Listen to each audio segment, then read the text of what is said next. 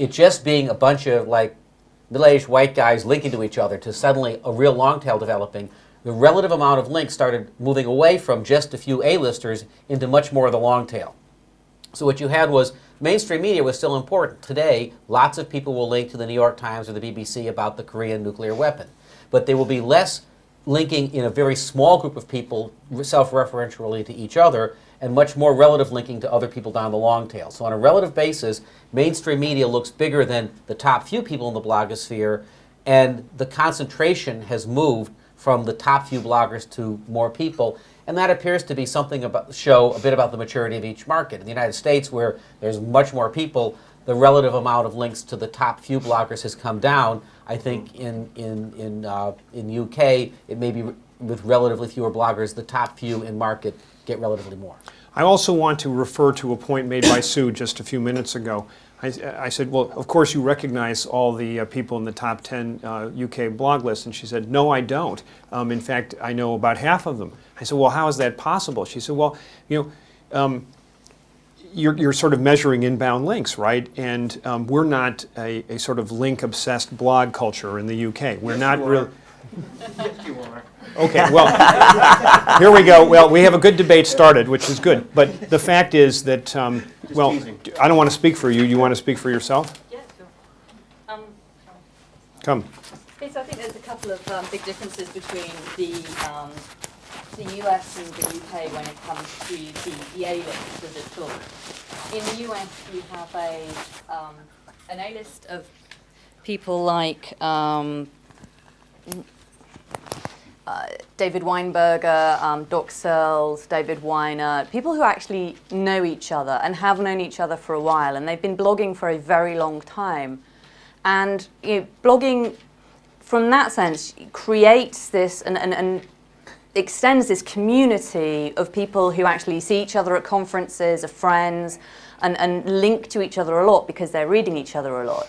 What you see in the UK is, because as a country we came to blogging slightly later, a lot of the top 10 bloggers don't have these close personal ties to each other. So when I looked at the top list of bloggers, I know 3 of the blogs, and I know 2 of the bloggers on that top 10 list personally. And a lot of the people that I know that are long-term bloggers, you know, they're just not that influential.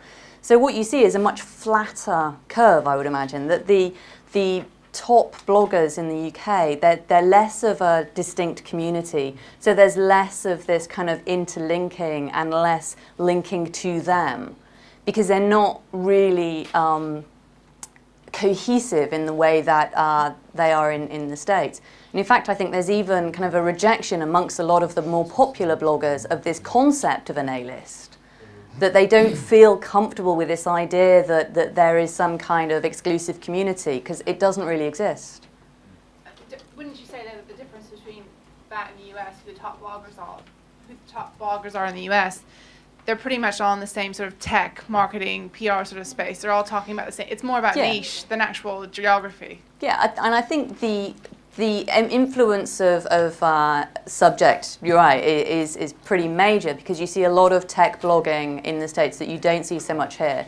And politics as well. Political blogging hasn't taken off in the UK in the same way as it has in America. And a lot of these subjects are subjects people feel very, very passionate about. You know, if you, as Kevin will attest on The Guardian's comment is free, the political posts draw a lot more attention and a lot more comments than some of the other posts. So when you look at a lot of British bloggers, they are talking about they're talking about what they're interested in, or they're talking about their own experiences. They are less talking about technology. Obviously, we don't have Silicon Valley, so it's very difficult for there to be kind of like big tech insiders with, you know, the latest Apple scoop. It would be highly unlikely for someone in London to have an inside line into what's happening in technology in the States. So let's carry on. Hugh, I promise we'll get you in the queue. Oh, is there?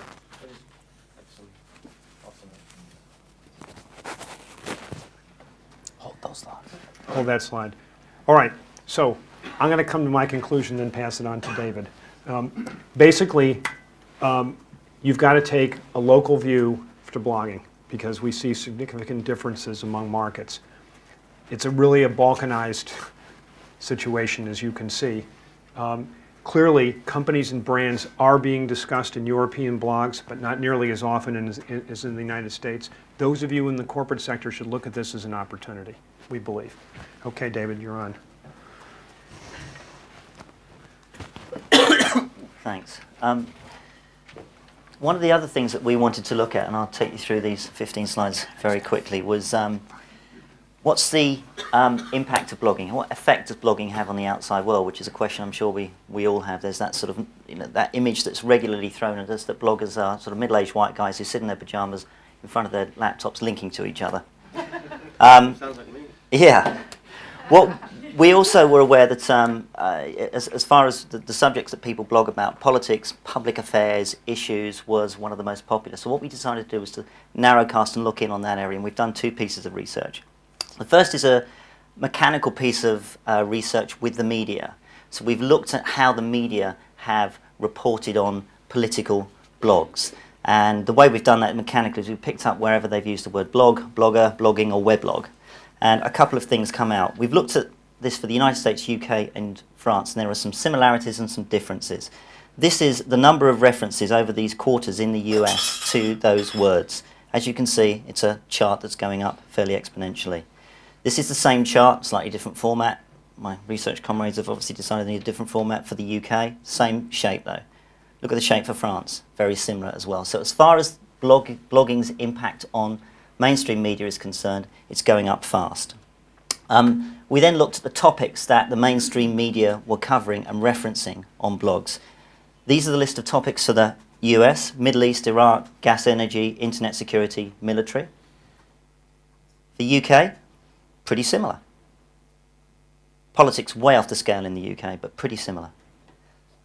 France, specifically the general election, but politics as well was there. The Iraq War came down for the French, more significantly for the UK, but a great deal of commonality between the amount of reference that media is making about blogs and the topics that they're referencing for them.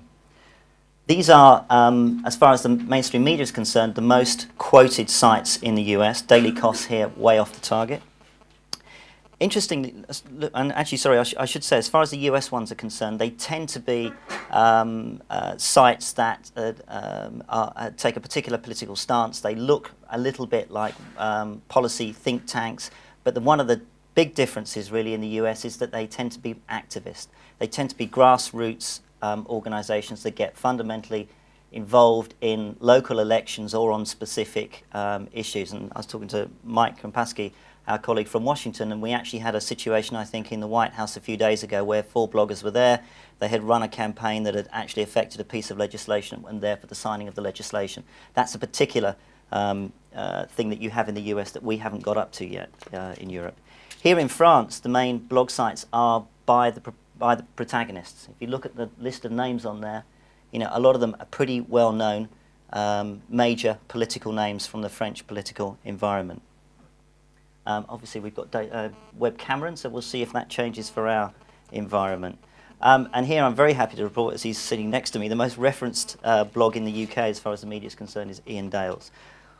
Again, interesting to get your views on this, that the difference with the UK seems to be that a lot of the commentators here in the UK take that, a much more, personal view of politics. It tends to be more gossipy focused than the US perspective on this.